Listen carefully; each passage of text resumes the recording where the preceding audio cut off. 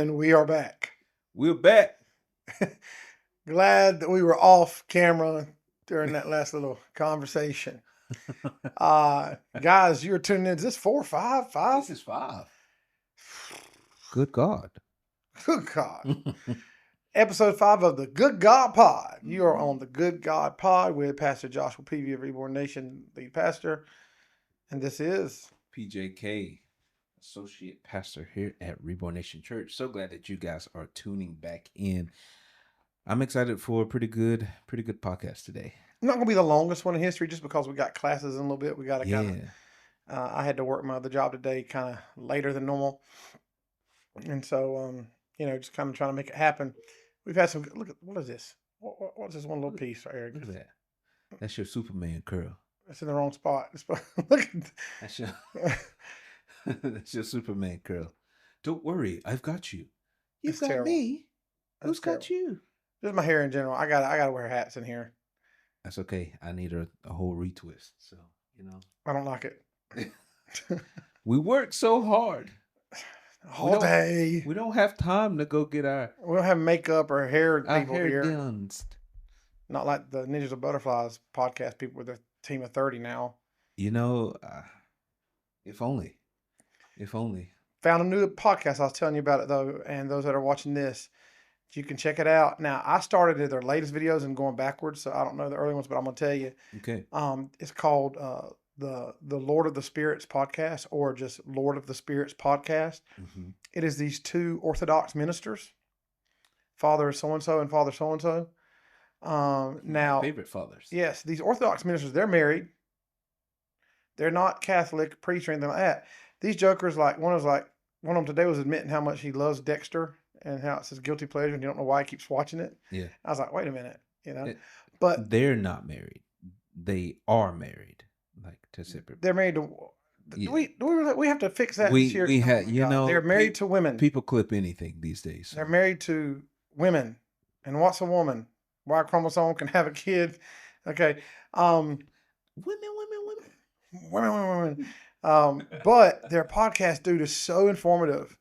Not just biblical context, but also early history, Mesopotamian history. Yeah. Just going all the way back. I have learned, and we've been pretty much into it with the Heiser stuff and Unseen Realms, some of that older stuff anyway. But this stuff here, dude, you thought you knew Marduk before. Mm-hmm. Marduk, of course, being the Mesopotamian god there for a while, Babylonian god.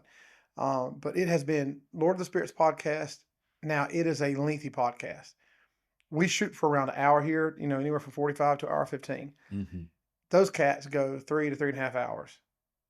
But it don't feel like 3 hours. I mean, there's so much information there. So we hope, that the hour that we got can be a mixture, and they're funny guys too, man. Mixture of, comedy, current events, biblical information, also spiritual information, and just stuff like that as well.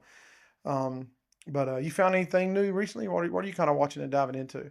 I have been watching a little bit of that pastor that I showed you a while. Lake Point Church. Yeah, I believe so. I can't remember love stuff. I can't remember his name at this moment, but I've been watching a lot of him in the past couple of days. Been listening to a few more of you guys will know this, Pastor Philip up in Atlanta in 2019. I've been listening to a little bit more of his podcast stuff as of late, just soaking in some of that goodness. And I think people don't think that we have some like pastoral like beef with other preachers and stuff. Like, I can't listen to nobody else. If y'all think that we listen to our own stuff, like we preaching to enrich, maybe if it's been a couple years, but if it's something like I preached this past Sunday, if it's something that we just did, we are looking back to critique. Shout out Rebel Without a Cause. Rebel with a Cause. Rebel Without a Cause. Rebel Without. Yes, sir. First time. I watch back to critique myself. Same. It is hard. Absolutely. Now, about a year or 2 years from now, I'll be down and God, please send me to something. He'll go Rebel Without a Cause, and then I go back in. God has a deep voice with you. Huh? He does. He does. God sounds really rednecky with me. Son, if I had to tell you again, I'm gonna knock you. I'm kidding. No, the guy that Lake Point Church. Hopefully nobody remembers this, but when we do our Circle Con, our marriage conference later, dude has single-handedly gave me about half the material that we're going to be sharing. Excuse me. So Josh. His name is also Pastor Josh. Anointed and appointed. Glory to God. But yeah, there's good stuff out there. And here's the thing, dude. Can I be honest with you? I love music. I love it. It is in my veins. It is part of my DNA. Music. And I still listen to it. But now, used to be I would listen to music every time I was in the car all the time. Yeah. And every now and then I would sub in with a sermon or just Bible on audio. Okay. Now, dude, I'm telling you, I'm listening to these podcasts and I'm going to listen to music about 10 to 50% of the time I'm in the car. There's so much to gain. It's almost like just when your priorities are so shifted, that's what you're looking to feed and gain and grow from. So guys, you know, we both work other jobs too. So when you're in the car, listen to something that's going to challenge you, something that's going to give you some information, something that's going to grow you a little bit. Yeah. And so Ninjas or Butterflies are a good podcast. I know that sounds weird, but it's Ninjas are Butterflies. You got Lord of Spirits podcast. You've got Ruslan, was it KS or what's this? Bless God Studios. So that'll be really good. Wes Huff. Wes Huff is always good. I've been listening a lot of Lake Point Church, good. But yeah, so but let's talk about some current event stuff right now. Yeah. I don't know if y'all saw this. First of all, it's not intimidating because I mean, I think to the unknowing person of how things operate in the world. But if you hadn't seen it, China did a 80-year victory celebration military parade. They did. A week or so ago. And boy, you talk about organized, you talk about together, you talk about the numbers and the look and the sound, you know. And I think a lot of people could look and say, oh my God, dude, they'd be intimidated by that thing, right? The reality is, United States of America spends 10 times what China does on military. There's nothing to be worried about. Like the stuff they're showing, we're like, I was watching one guy, he's like, some people I can see being intimidated, but like, you want to know why America doesn't do this? We don't have to do this stuff. Yeah. There was a British guy saying, America don't have to do this, do they? The world kind of already knows, yeah? Kind of knows you don't want to mess with America. America would destroy them, you know? Guy. This is how it is.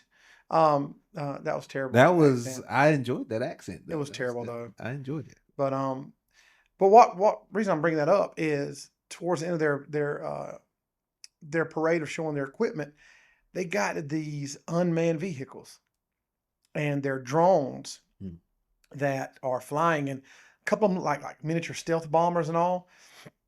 And they've also got sea drones, like submarine drones and all the stuff. And some of them are like equipped with laser weaponry. Lasers, that man. Is so interesting. Like pulse equipment, straight up just anyway. But it got me thinking about all that. Like, so these drones, everything's moving this thing. I mean, that's how the war is being fought in Russia and Ukraine right now. Yeah.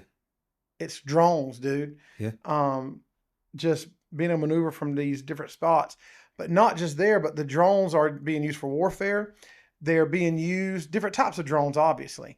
But right now at major sporting events, you've got these drone shows with like 1,000 drones in the sky that have all been synchronized. Yeah. To have the same color lights and move and all this crap. Same at Disney Springs. Yes. They had it, yeah. And these tech updates that we're living with right now. Like, I hadn't had it happen to me yet, but it's happened in Atlanta. It's happening in Jacksonville. Like Amazon drones, dude. Dropping off packages with drones. I'm like, what is going on? Then you got people shooting at drones, like over their house, like just wanting to shoot them down. What is that? It's like, what or where are we at? What's going on? I mean, this drone technology between warfare and entertainment and then all the tech updates, like we are living in a different flipping world, and it's blowing my mind. Freaking laser beams on their head. I just want drones with freaking laser beams attached to their heads. But apparently my psychotic colleague tells me it can't be done. Hashtag Austin Powers. Hashtag Mike Myers. What was the first one? Austin Powers, Men of Mystery. Man of Mystery. Yeah. Then you had Gold Member. Gold Member. Yeah. That was good. Yeah. Do the Spy Who Saw Me. Yeah. Yeah, we don't do that. Yeah, let's move on. I'm not gonna do that. But that's it. That's so interesting that they are. I mean, it is 100% the way of the world now. Everything is, it's kind of like the Cold War, but it's actually happening.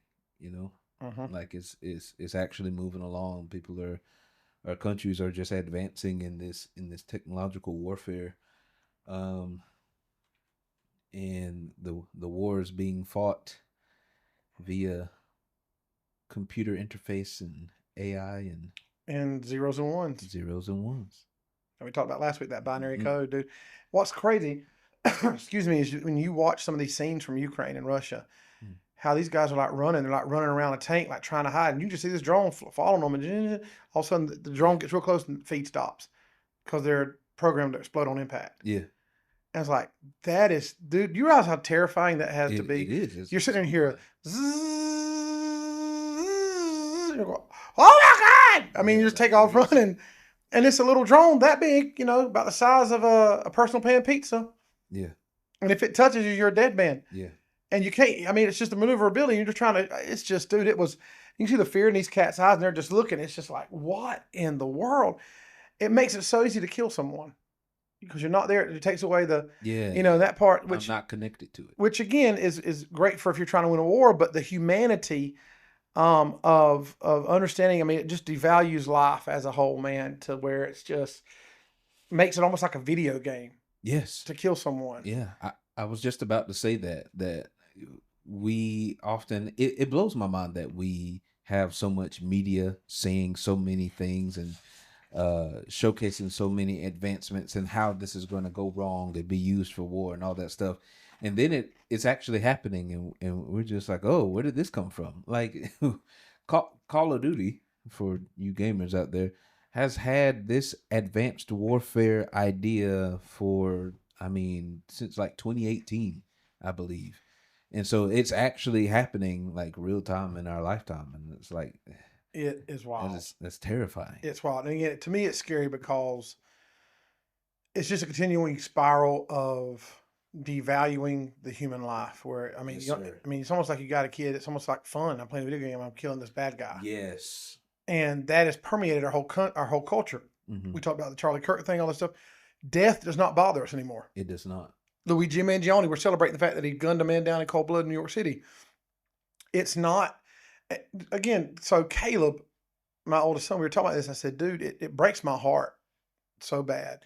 And what I'm about to say, please don't get me wrong, I'm not trying to discourage anybody, but at the same time, anytime anybody's ever asked me in the last 5 years, do you think we should have kids? I'll tell them right point blank, like, no. Yeah. And Pastor Josh, why would you say that? The environment and culture that we're having to raise kids in right now is so scary, dude. I worry about their souls, like my son's souls, like what are they being exposed to, what's being, and then just the desensitization of it. Yeah. When I was in high school, middle school, high school, there was one school shooting that had happened. It was Columbine. Yes.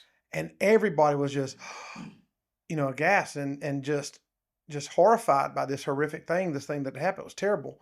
And that was it. It was a one-time thing that we knew had happened, but that was it. Now, my kids are growing up in a world to where every month there's a big school shooting. Yeah.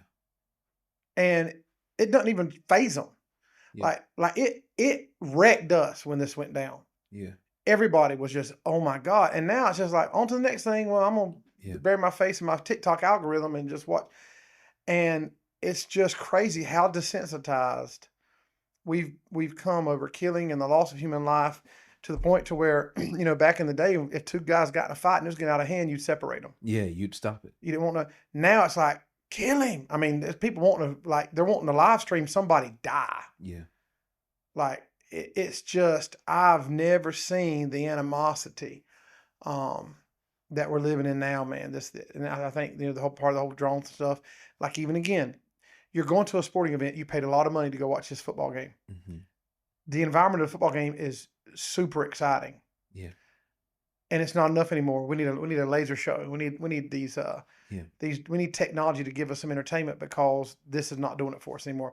Like we talked about, mentioned it briefly on the podcast. We were at the rivalry game. Yes. How 10, 20 years ago, 10 years ago, people showed up at these high school football games and you were loud and you were cheering because that was what you did. But now we are so used to, everybody in the world is watching 150 different short YouTube clips every day. Yeah. The dopamine release, they're getting triggered, and just sitting there and watching a game is too slow for us. It's not doing. I It's need not something enough. else. It's not enough. Yeah. Multiple screens, and Mhm. I'm not guilty of it a lot, but I was last night. Now, granted, I wasn't really interested in the show Vanessa wanted to watch, so that's Yeah. one.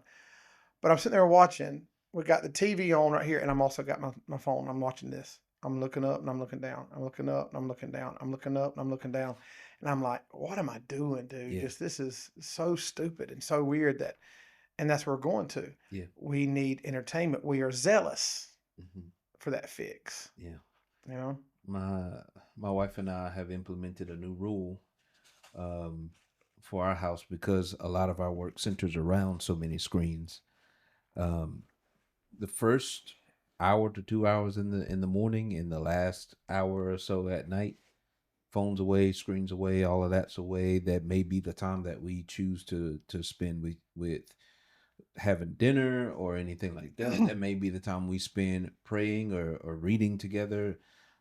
She says that we can't read the same thing together, but we because she's like, you read too slow. And I'm like, I'm a methodical reader. I'm sorry. But we'll, even if we're in separate rooms, we'll read together and come back and show each other's findings or whatever. We'll talk about You that. should tell So her it's Biblio Divina. Biblio. It's Alexio Divina. Biblio Yeah, Divina. Quit Biblio judging me. Divina. Leave you alone, woman. But um, you said a word. You said zealous. Um, we're having a wonderful season here at Reborn Nation Church. A lot of things are growing. If you guys haven't noticed, um, it's kind of blowing my mind a little bit. We have so much going on that I feel like I can't accurately advertise everything enough. I No. feel like I don't have enough, like there's not enough space in the week to showcase everything that's going on. So that's why I'm pushing church center so much, because I'm like, the calendar's there, but guys, like literally the next 3 months dates are in there.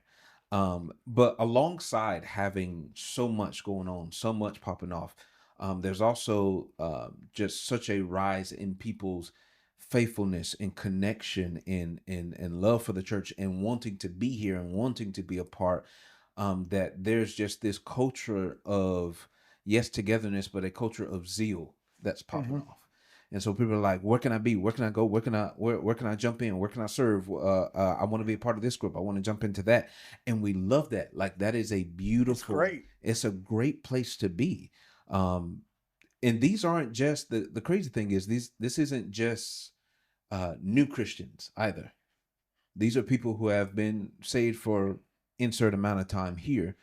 But one thing I wanted to ask you, I figured would be constructive for us. Excuse me. How does one deal with zeal in a way that makes it um, more so about longevity than short bursts of zealous impact? Well, number one, it's got to be a paradigm shift. Okay. Like, so you're saying it's not just every. A lot of times when there's a new believer, they're zealous for the Lord immediately. You know, just got saved, everything's new, there's excitement. Um, you gotta hedge that, right? You gotta get them. You gotta, obviously the zealousness and the zeal for God is great, but you got to get them involved with community and attached somewhere else because it will wear off eventually. Mm. A little different when you got somebody who's been saved a while, and all of a sudden there's this shift of their whole paradigm and approach. That I think is a good sign and a good thing. But the longevity of it is hard to maintain for anyone on any given level on anything. Um, think about us going to the gym, New Year's Yeah. resolutions. We're there. We're zealous at the start. Yeah. We're really, and just give everybody right quick. So not that you don't know. I don't think everybody in the room or anybody watching this is stupid, but to give you a just a good definition you understand. Zealous means showing great energy or enthusiasm in pursuit of a cause or an objective. So that energy or enthusiasm about doing something, that's what zealousness is, being zeal, having that zeal. So excitement wears off. Yeah. So the thing about being zealous and being productive and having that longevity is understanding the cause, right? So that definition is the energy or passion, great energy or enthusiasm in pursuit of a cause or an objective. So the thing is, we have to make sure we're understanding the pursuit itself is not the zealousness, not the high of the moment, not the we're not pursuing the excitement, because excitement will dwindle. But zeal should lead us to a place to where we are now mindful of and we know the object or we know the objective. And that desire is what fuels us and keeps us from getting, burnt out and wearing ourselves thin and running loose. It's just, again, the cause, the why has to matter. The excitement's great. Man, it's awesome. But excitement will always rise and fall, rise and fall. So being zealous, while it is an excitement thing, can rise and fall. If we understand the object and the why, the angels don't wear out of saying, "Holy, holy, holy is the Lord God Almighty, who was and is to come." That's good. So if we keep having fresh revelation, if we're reading our Bibles regularly and we are praying and seeking God regularly, we're not going to run out of zeal, because this week's zeal will not be last week's zeal. Last week's zeal is done. That excitement's over. Yeah. But the fresh revelation I have of God this week, I'm zealous for that. Yeah. And that fuels me. And then when that dies down, I've got a new revelation of this, and that fuels that. That's the longevity things. You got to stay into the root why and the root object. So reading your Bibles regularly, daily, praying, and even fasting, that will keep that zeal, because you keep finding something new. You keep seeing something new. You keep remembering and experiencing God's grace. And it's not all wrapped up in your doing. I can actually recall, this kind of bounces off of us talking about needing that dopamine hit. We live in TikTok culture or whatever, reels and just quick little videos or whatever dopamine hits that we can do all day, every day. And we get bored with things that take time to build. We get bored with anything that requires a lot of me and requires a lot of my time and connection. I believe that a lot of that can permeate into a person's faith walk, where we've had a form of it within church where I chase the next big pastor. I chase the next word. I chase the next proclamation or prophecy. I chase the next conference and all of those things. I remember calling you 3.5 years ago. It was the same year that we went to India together. 2 years ago. So 2 years ago. And I remember calling you because something started happening in my personal walk with God, where I had gotten so used to feeling him. I had gotten so used to feeling the unctioning of his spirit. I got so used to, and there's nothing wrong with that. I do. I still need his spirit in presence often and every day. I don't know how anybody can go without it at this point. I'm not one of them cats, but something had begun to happen and I pulled around the side of the church and I'm crying my eyes out because I'm like, God, what is going on? Like, it feels like you're changing the way that we interact. And I don't understand why you would do that. I don't know how to navigate this. And so I called you and I said, Pastor Josh, I said, I'm in a weird place, man. I'm still reading. I'm still fasting. I'm still praying. I'm still here. I'm still connecting. But it's like I don't feel him. But the opposite side of that is like ministry and all these things and words and the gifts of the Spirit and the fruit of the Spirit are still happening. But I don't feel him. It's like I know he's there, but he just is not allowing me to feel him. And that was a very stressful couple of months for me because I had to change my connection with him. But you explained it as, you had hit a similar place, but it's the difference of moving from feeling, which can rise and fall, into knowing Yeah. that he is who he says he is, knowing that his presence is with you, knowing that he's near, knowing that he's gonna do what he said he's gonna do. If he spoke and said he's gonna do this, then you have to know that's a whole different place. Can you talk about that a little bit? Yeah, I remember distinctly you calling me with that and us talking about it. Is you know we rely so much on the feeling that it's truly a sign of maturity Mm-hmm. that you have grown enough in your walk with Christ. You still want to feel His presence. That feeling, that tension, it's always great. You always want to, and it will happen. But you don't need it Yeah. as much. You just know who He is and know what He's doing, and you don't need the feeling. It is a place of maturation in your walk with God that I don't need to feel anything to know and be reminded. It's kind of like my wife. I tell my wife I love you. She tells me she loves me and all that. But the reality is, you know, I don't know if you were this way, but I think a lot of us are at some point when you start dating somebody and you first tell them you love them. Yeah. If they didn't tell you I loved you, Yeah. after they got off the phone, you'd be like, "What's wrong? It's Oh God, it's an offense. what's going on? What are they mad?" You know what I'm saying? And you would be worried about it, like, "Oh God, why are they not telling me they love me anymore? I'm not. I need to hear it. I need to hear it." Well, I'm married now, and you know, but if my wife went 3 or 4 days and didn't tell me she loved me, it wouldn't. I wouldn't. I might say she ain't told me she loved me in like 3 days, but I wouldn't go, "Oh God, does she not love me anymore? Does she?" Yeah. Our relationship is so much deeper, and we know each other. We don't. Again, it's always great to hear it, but we don't need Yeah.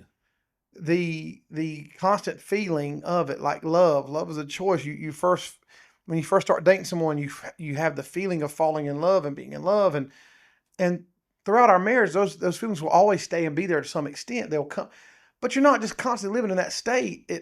I choose to love them, and I love them, and my love is so much different now than it was then, and it's greater and deeper now than it was then. Yeah. But it can feel different. Mm-hmm. That's just the maturation. Our walk with God is feeling versus knowing. Yeah.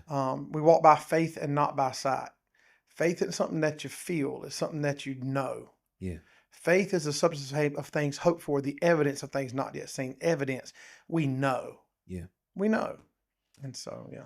I am very grateful for him doing that.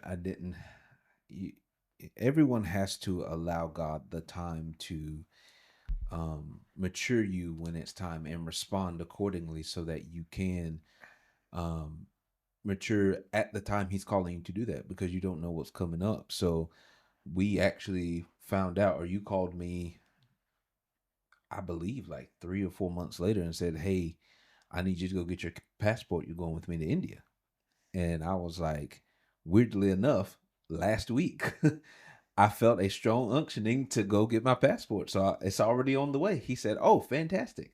We're going to India." So what happened is God engaged me again about a week before we left and said, "Jakari, you're going to go here, and my power is going to be there, and my authority is going to be there, and there will be signs, wonders, miracles, and there's a lot of great things that happen."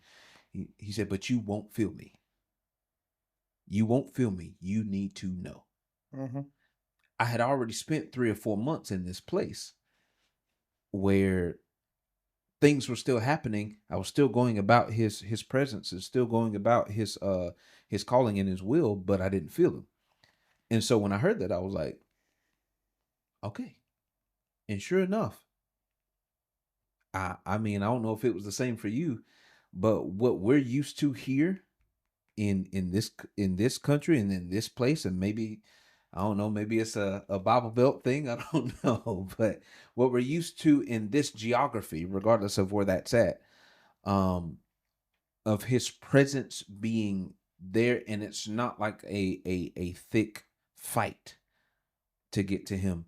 Over there, Yeah. Well, over here we got that dominion thing, okay, and it's all the Spirit of the Lord is there is freedom and liberty. But over there, you're dealing against so many principalities and strongholds of spirits. The dominion is in here. yeah. Mm-hmm. So the freedom is in me, not here. I'm bringing it, with me. And so it doesn't.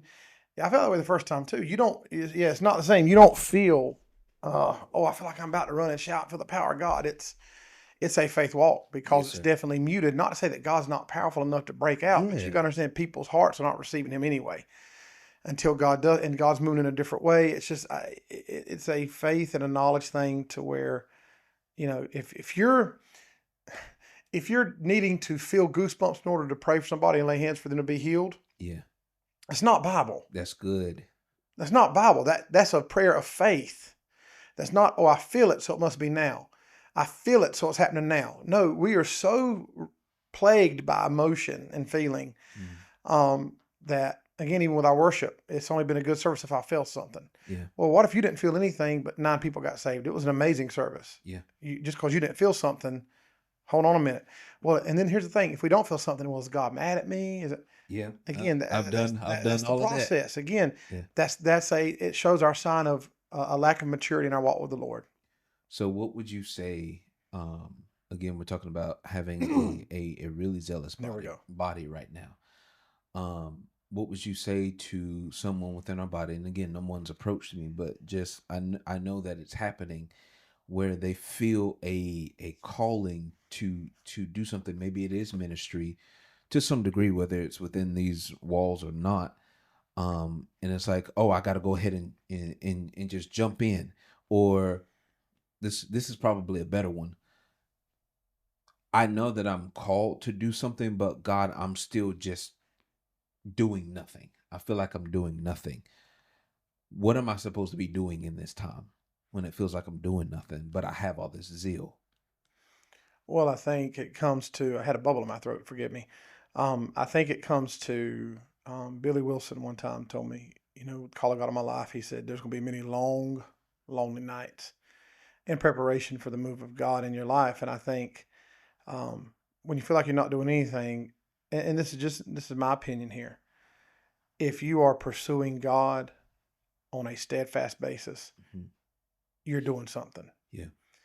I think our carnal way of thinking and our human mindset is, if I'm not seeing immediate fruit and all this, then I'm not doing something. No, God moving in you is doing something. And I think that's the thing, is we're looking for that instant gratification. Yes. And if I'm not getting instant gratification, I feel like I'm failing or I'm not doing something right. No, that needs to be broken off of us anyway. And so I'd say, number one, you're never going to be wrong just pursuing intimacy with God, period. Got to do that no matter what. The other thing is, I would rather be a doorkeeper in the house of God than dwell in the tents of the wicked. Yeah. The menial task that we think it means nothing, that's ministry. Now, if you want to do something that has a huge eternal impact, go be an evangelist. You don't have to have training to go tell somebody about Jesus. Yeah. You don't have to be a part of a serve team to tell somebody about Jesus. You don't have to be on staff or on the stage with a microphone to tell somebody about Jesus. Yeah. So if you want to do something, you feel like you're not doing something, go witness to somebody and lead somebody to Christ. Yeah. Do that. In the meantime, if you're thinking that there's a nuanced ministry that God is birthing in you, seek wisdom, be faithful, and don't be in a rush. My dad used to tell me this when I was younger. Excuse me. He'd say, Josh, God is not in near the hurry that you are. Wow. You think it's got to be done now. And what that will do is you will push, and you will push so hard that you will open a door that God never intended you to step in. And so there's a lot of people who have stalled out and have taken wrong turns, not because God led them there, but because they were impatient. And when God meant for them to dwell, they pushed and went into a door and walked into a room they're never meant to be. So I think there's some wisdom in that. You just reconstituted somebody with that. Well, that was good. I'm reminded of I've started being more envious is not the word, but I'm starting to love or have more care for Paul's faith walk, where he had that 14-year stint where nothing supposedly happened, but there's ministry going on, but the brothers back in Jerusalem don't know much about him still, and there's all these ideas that he's still a murderer or an assault to the brethren. But the whole time he's sitting with God and he's learning, and he's teaching amongst where he's at, but he's just spending some alone time with God and learning and being taught. And I think that we don't value that quiet time with God and that time before all of the quote unquote harvest work starts. Well, you need that. It goes to this. Friday Night Fire is such a good thing. Mm-hmm. And, Brother Anthony's told us, I've never experienced anything like that. Yeah. And our prayer times here are always great. But the whole point of Friday Night Fire is not for people to come looking forward to Friday Night Fire and come juiced up to just pray super hard and seek God on Friday night. Friday Night Fire is supposed to be a teaching moment of how you pursue God on your own. Yeah. That you don't wait for Friday Night Fire to get juiced up and, oh, this is it, this is big time. And I think people miss that. Like even IDT, all the stuff we're doing is supposed to be gearing people up towards doing the little things right and having that intimacy and relationship with the Lord. But people look, oh, Friday Night Fire, I can't wait. Well, why don't you have that same zeal? Mm-hmm. That's where the burnout happens. Yes. That's because the zeal is rooted in the feeling, and not the why. Yeah. Why do we come to Friday Night Fire? To feel something or to seek God and to intercede? Yeah. Seek God and intercede. But I've never felt it. That's when you're going to burn out. Mm-hmm. You're emotion driven, and the Spirit will sustain you. Yes. But your emotions get weary real quick. Mm-hmm. And that's why I try to tell people with it too. But, speaking of how God had prepared you in advance for India, mm-hmm. That's one of the things that God does. And I want to close us out in the next 5 to 10 minutes on how God moves in advance and sets things up and how he meets a need in the here and now. But even when he's meeting a need in the here and now, it's not just about the here and now. He's always got a plan for the next step. I was listening to the Lord of the Spirits podcast, and they were talking about Nebuchadnezzar and Daniel, and when the Persians come and take over Babylon, like the Babylonian Empire falls within like 10 years of Nebuchadnezzar dying. It's over. Wow. Which is why when Nebuchadnezzar dies, you've got the one vision, the hand writing on the wall, Daniel, then all of a sudden, Cyrus and Persia are there. It was that quick of time. I mean, it's such a sudden fall. But when you look at King Darius, when you look at how when Nehemiah is leaving Babylon to come rebuild the walls in the book of Nehemiah, the reason why he was permitted to leave was because 60 years earlier, 70 years earlier, about the same time, keep this in mind, this is crazy, about the same time that Shadrach, Meshach, and Abednego are hanging out in Babylon with Nebuchadnezzar, several hundred and a few thousand miles apart from there is a Hebrew girl named Esther, who is just been picked to be the queen of Ahasuerus, aka Xerxes, in Persia. Okay? The child that she has with Xerxes is the father of Darius, who then lets Nehemiah and the Hebrews go back to Jerusalem to reinstitute the city, to rebuild the nation.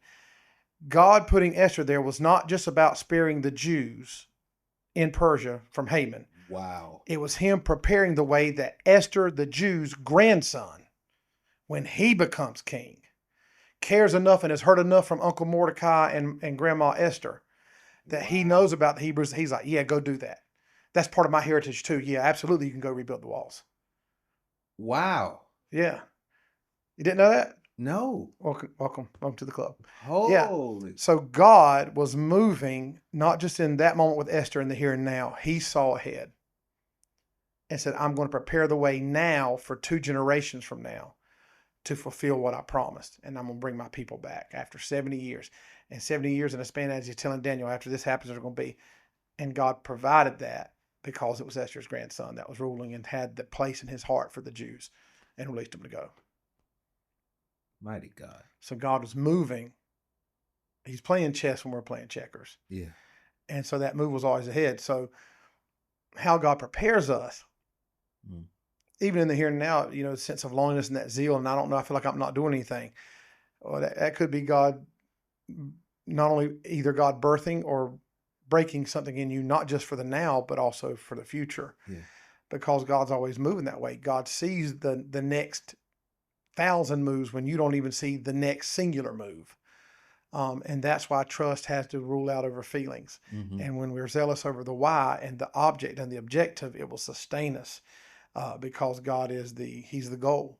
Yeah. Intimacy relationship with Him is the goal and not the emotional feeling right now and that really high up dopamine release. Yeah. And so for those of y'all didn't know that about Darius and Esther, just look at how powerful that concept is that God was moving way ahead of time and he had fulfilled this to happen. So just because, and here's the other thing, as Daniel's writing this down, he's trusting God with this revelation and vision that he's given him. Daniel has no idea what's going on in Persia with Esther. He has zero idea.